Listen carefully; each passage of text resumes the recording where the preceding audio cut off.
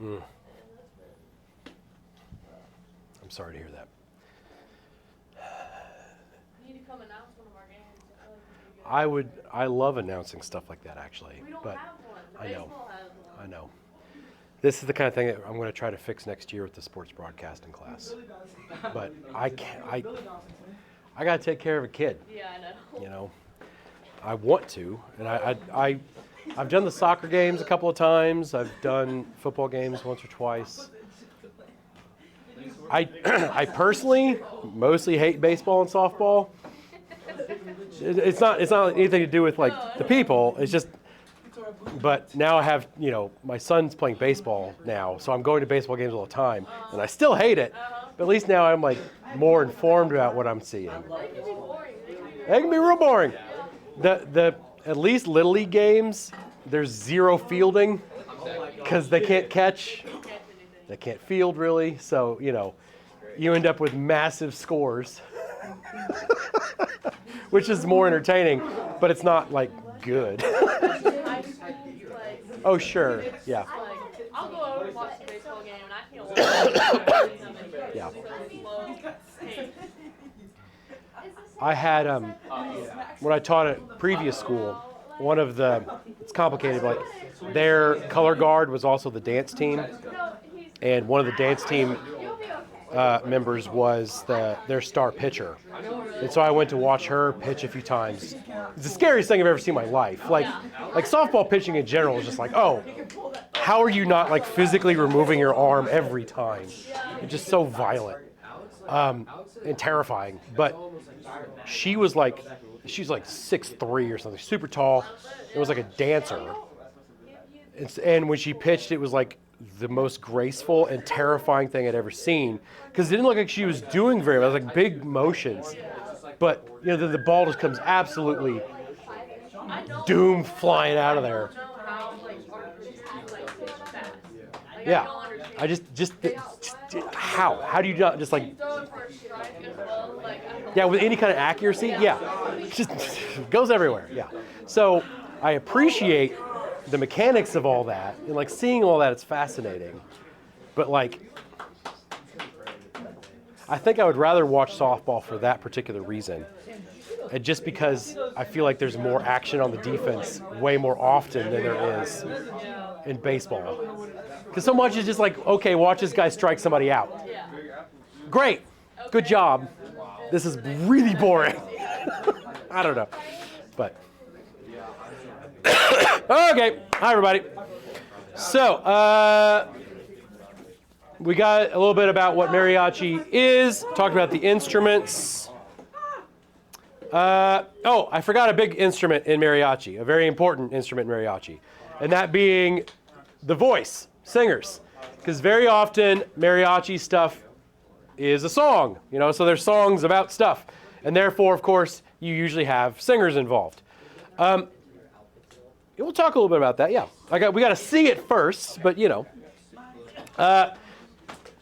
it's kind of expected that like everybody in a mariachi band can sing backup vocals, and usually do. But you might have a couple of people who are like dedicated singers. Sometimes they play other instruments too and like step forward to sing a lot of stuff. That's pretty common. It's less common that it's just a singer who doesn't play another instrument too. And sometimes you might have like a whole bunch of great singers in a band, and they just sort of rotate around who's singing what and when. And it can be any of the instruments. So, your vihuela or guitar player or guitarron player or your trumpet players or violin players, all of them can be the main singer. It's just a matter of, what they are doing in that song. All right, let's get an example here. Did you say accordion? There actually are sometimes accordions. Not as often. But you do sometimes have accordion players. Is that part of that German influence? It is part of that German. And accordion is way more common in the other thing that we're going to learn about than it is in mariachi because of that German influence.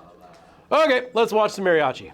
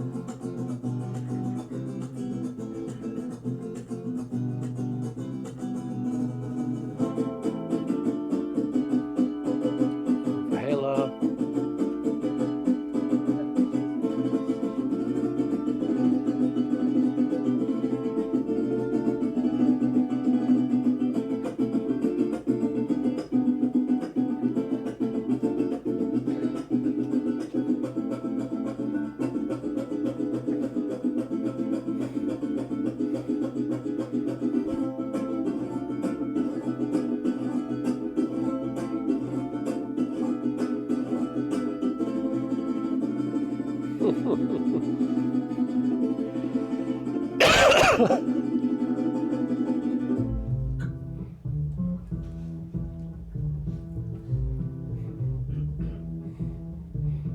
a freaking cool sound.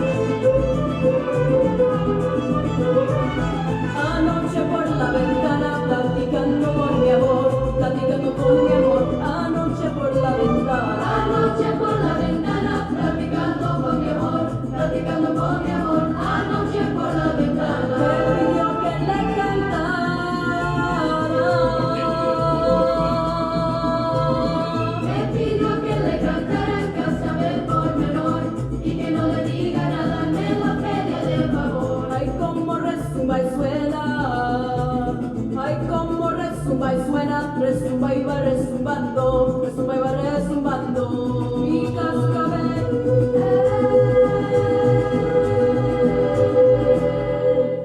En la arena.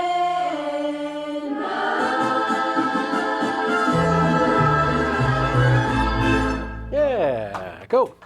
So, like this a lot just because it gives you an opportunity to hear all the different instruments since it isolates each one of them, which is kind of cool. Yeah, they're pretty interesting. So, what did you notice? What kind of stuff did you notice here? Are they using a pick? A lot. Are they using a pick? So no, it's all finger pick stuff. So if you notice, the Vihuela player was even doing like finger roll stuff. So no pick. So this is much more like classical guitar, and in classical guitar you use your fingernails as picks. You just grow your fingernails out, and they become your picks. I know it sounds kind of gross, but like that's a big part of the reason why classical guitar sounds the way it does is because your fingernails make really nice picks if you take care of them. So obviously, like, you have to clean them, but you grow them kind of long, so they look kind of like acrylics, but they're actually your nails. One of my best friends in college was a classical guitar player, a beast of a player, and like he was sort of neurotic about keeping his hands, really his fingernails, clean and not breaking a nail, because it wasn't just breaking a nail, it was screwing up his instrument by, right, exactly. So like you had to wait months for that to grow back before you could use it correctly again. Do they make like things that you can put on your hand? You do, and you can make, there's like little rings basically that simulate that. But like it's literally you making contact with the instrument. So like the feel is completely different. Okay. And the sound is completely different too. Yeah, what else? Can you tell the difference between a natural nail or an acrylic nail? You can. That's a really interesting thing, especially on a classical guitar. In recordings, it doesn't really come across as well. But if you had somebody right here in front of you playing, you could 100% hear the difference. Untrained ears between somebody's actual fingernails and a pick. You can 100% hear it. Like it's actually like, it's way nicer sounding. It has more of like a warmth to it. It's weird, but like it's a thing. Yeah, so they're using their fingernails as the picks, which again sounds weird, but it isn't. Yeah. I was just struck by the guitar on it. Yeah, it's cool, isn't it? It's cool. It's a cool sound. It's very unique. I wasn't expecting a solo. Yeah. That was really cool. What else did you notice? What else did you, yeah. Even though the guitar was like, there's only one you could like really hear them Yeah. with everybody else. And if you ever get to hear a mariachi band live, they're loud. Like they're for real, okay? And it's just acoustics. Big old giant body of an instrument, it's gonna project. Yeah. There was a mariachi band at my neighbor's house. Yeah. It was all the way down at Mario's house. I walked down to mine, and my And you can hear that thump, thump, thump, thump. It carries. It really does. Yeah. Lots of syncopation. Mariachis. So you might have got a sense of this being like more of a composition, right, than it is just like a song in the normal kind of way. But that doesn't mean that it doesn't have stuff to it, right? There's lots of syncopation. There's lots of interesting rhythmic stuff. There's a real form to it. Like it's not classical, but it is composed, and it's composed purposely to be able to do interesting things, like have interesting rhythms and harmonies, all that kind of stuff built into it. What else? Definitely something you wouldn't call a song. It's more of a piece. Yes, it is more of a piece than a song, absolutely. And that is a good distinction. Yeah. Mm-hmm. Oh, and different mariachi groups will have more and less. Like I said, some of these are more like orchestras than they are like a band, right? So this one happens to have 5. I think the next video that we're going to listen to has more even. But a lot of times if you like hear a mariachi band in like a restaurant or something, they usually only have 2. A lot of the reason for that is just so it's not like oppressively loud, right? Like, you know, you don't think of violins as being super loud, but if you're in an enclosed space and they're like right up here on you, you're going to be aware of the violins. They'll get you. Did you notice, are they more violins or more fiddles? They're more violin than fiddle. They are more violin than fiddle. It's not like a 1-to-1 with like classical violin, but it's not fiddling either. It's not like a bluegrass fiddler here, okay? There's more of the vibrato going on in the left hand. It's more of like European style violin playing than it is like down-home bluegrass fiddling, okay? Yeah. I noticed they used a lot of upstrokes. Was that intentional? The upstroke stuff is where you get a lot of that syncopation happening. Okay, I just didn't know if it was like part of the music, like that's how it timed out. Absolutely. Well, and you know this from playing, you know, you get a lot of more power on downstrokes than you do on upstrokes. But if you're playing on those higher strings, you're going to get more volume on upstrokes, right? Exactly. So if you're trying to cut and play high stuff, upstrokes are going to end up giving you more volume. And when you're trying to compete with a literal trumpet section and a guitar on, like, you know, usually violin versus trumpet is not like a fun contest for the violin player, but you get enough of them and you get them playing high enough, and you can make it happen. What about the percussion here? What kind of drums did you hear in this? 0 drums. Percussiveness kind of came from the guitar. And that's the thing. Even though there's no drums, it almost still feels like there's like a dance rhythm here, right? It's the vohela and the guitar on Hitting the strings to where they are percussive. hit the... Yes, yeah.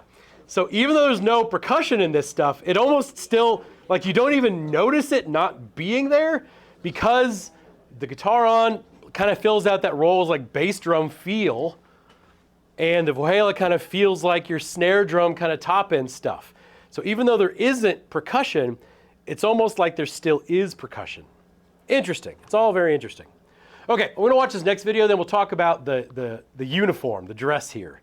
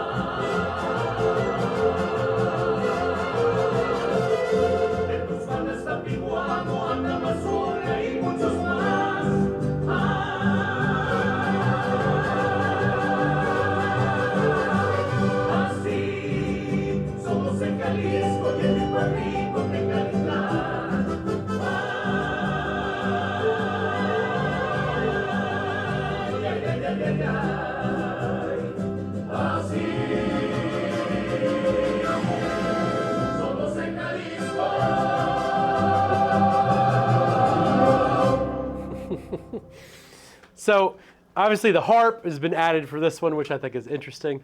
It kind of a cool sound. Magical kind Do they always wear those suits, like even Okay. like hot weather? So let's talk about the uniform, right? Because the uniform is an interesting part of this. So first off, as I mentioned, mariachi is mostly based from the state of Jalisco, which is kind of in the central west part of Mexico. And the look here is based off of, basically, it's not a cowboy uniform, but it's a ranchero uniform. Basically, it's kind of the dress that people from that area would be dressed like for a fancy thing, okay? It's a folk thing, okay? It's just like the kind of clothes you'd wear to go to a party, basically. Now, like all kind of uniforms, and this goes for any kind of a uniform in general, the reason why you would wear a uniform is to make it look like you're kind of a cohesive unit. Why do police forces all wear the same uniform? To make them look like they're together, right? Cohesive. Why do marching bands wear the same uniform? The exact same idea. Why do sports teams wear the same uniform? To make them look like they're all one cohesive thing, right? So why would a mariachi band all wear the same uniform? To make them look like they're one cohesive thing. But why the hats and the jackets and the thing? Because it's based off the folk dress of those people from Jalisco. That's basically it. It looks the way it looks because that's sort of the way people in that area were dressed for parties. And since mariachi groups have a tendency to be kind of big performing groups, they want to look the same. And that's sort of the cultural identity of what mariachi just looks like. I would hate wearing that, like 90-degree weather, like something close to you. I mean, I imagine a football player doesn't love wearing a full set of pads and helmet in 90-degree weather either.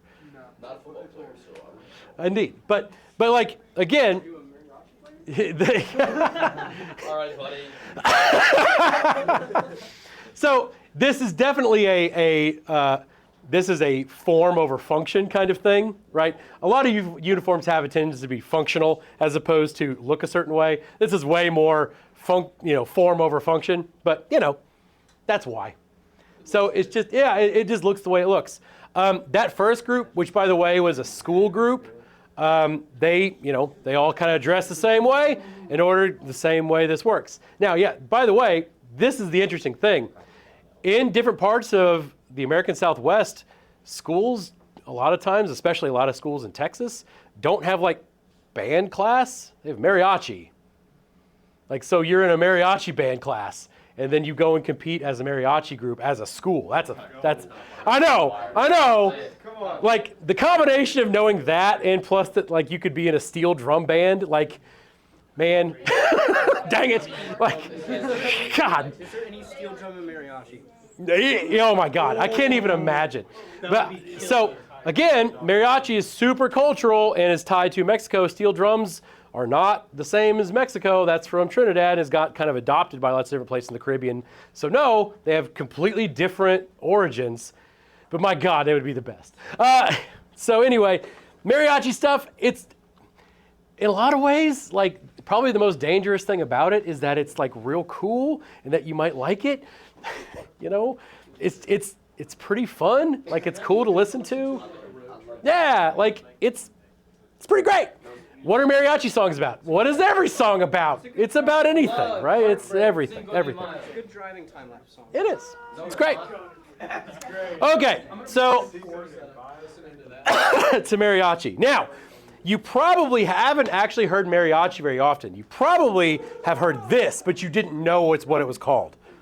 Is it like a jig or a real race in a certain time? It's a great question. It's almost all in 4/4. Okay, there are exclusions to that, but it's mostly all in 4/4. Yes. Wait, so you think we mainly hear this one? You know what this is. This is what you think of when you think of going to a Mexican restaurant.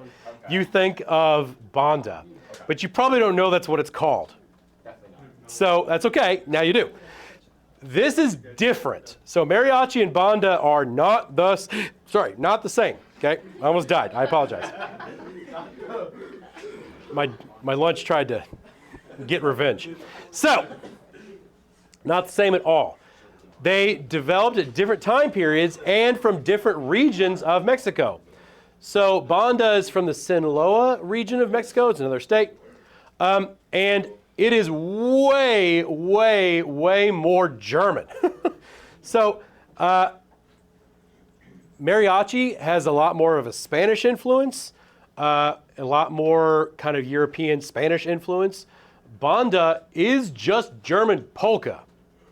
Now, sidebar conversation about polka, okay? Well, and that's the thing. I used to not know or care anything about polka until I joined a polka band. And let me tell you that, nope. And let me tell you, I didn't think I cared until that moment. And it's like, oh, all of a sudden I have opinions and I care a lot about this. Because polka is first off real dumb, okay, real dumb. And that's intentional. And that's because polka is meant to be drunken dance music, okay? That is 100% what it is. It is not complicated. It is not sophisticated. It is not highbrow anything. It is sloppy dance music, okay? Now, the instruments in a polka band are kind of hilarious and very German. So you have tuba. Tuba's a big part of it. Tuba's a big part of it. Usually a sousaphone, which is kind of a tuba that you wear, as opposed to a tuba that wears you. And it's an important distinction. Usually have, some trumpets and trombones, some horn, usually an alp horn, which is dumb, and usually a drum set and some clarinets. Basically, polka uses all your hilariously traditional German instruments. And the music itself it's all dance music. It's always dance music. And it's very often kind of your standard oompa, oompa, oompa, oompa kind of dance music. Okay? It is, like I said, not sophisticated, but boy oh boy is it fun. A lot of times there's a specific dance that you do for polka music. It's called a schottisch. It ends up being a two-step thing. Basically, you and a person square up, and it's just you end up just kind of bouncing back and forth, bouncing. Hilariously, if you know anything about Latin dance, if you know what a merengue is, anybody ever danced a merengue before? Merengue is really just a Mexican version of polka dancing, where it's just kind of a real sloppy two-step. It's that way very specifically because banda is basically just a Mexican version of German polka. So, well, what instruments do you expect to see in a banda band? Well, a tuba, Violin. some trumpets, trombones, some clarinets. Wait, not a man. Wait, what do they call a harp? That's an alp horn. Those are different. Will a harp be in there? Sometimes there's a harp. Sweet. Most often, though, there's usually a accordion. Accordion is very common. Sometimes you'll have drums. Usually, if you do have drums, it ends up kind of usually being more of a drum set kind of thing. Even though sometimes you might see, congas or timbales, even though traditionally those would not have been there. They're kind of been added to it now. Maracas are very common. So you do see maracas a lot. And and drum set is, because even in Germany, you'd use drum sets. That's a thing. But it's like, whenever I think of polka, I just don't think of drum set. If you ever get a chance to hear a polka band, let me tell you, the drummer is doing really sophisticated things. Boom, da, boom, da, boom, da, boom, da, boom, da, boom, da, boom, da, all night long. You need one foot and one hand. Why? So your other hand can be available for other things.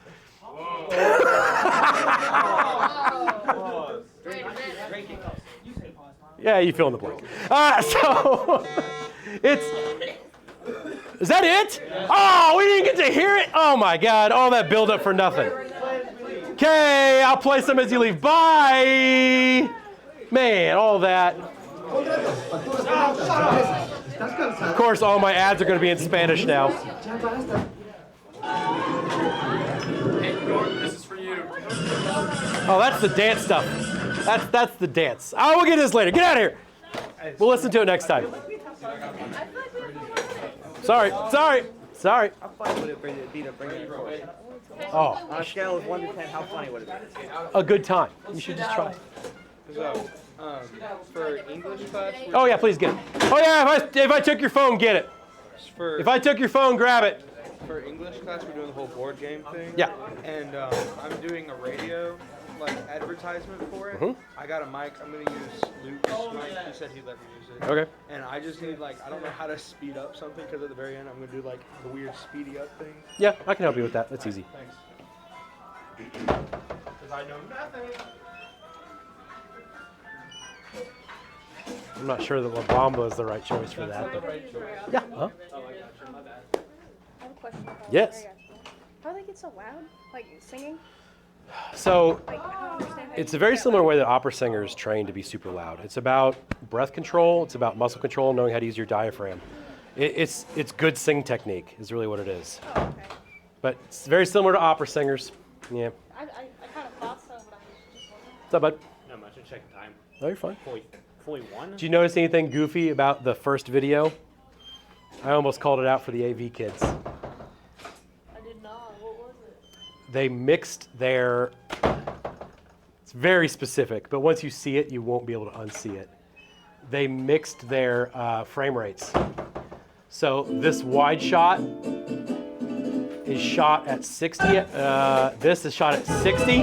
So if you look how fast their bows are moving. Okay, so that's shot at 60 frames per second, but all the close-ups are done at 24 frames per second, which is why they have so much stop motion there. And they've mixed two frame rates together, and they must not have known it.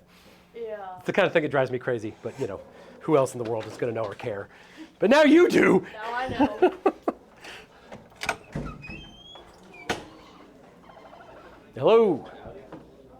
Happy Wednesday.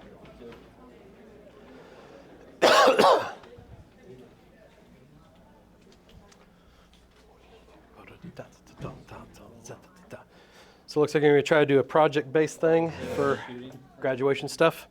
Yep. Cool. That's excellent. That's a good choice. I'll have some paperwork I got to fill out for you, but I'll get all that stuff moving. I assume that means you want to use Project 6 for that, right? Yeah. Okay. Go full out on it. Everything you got. Excellent.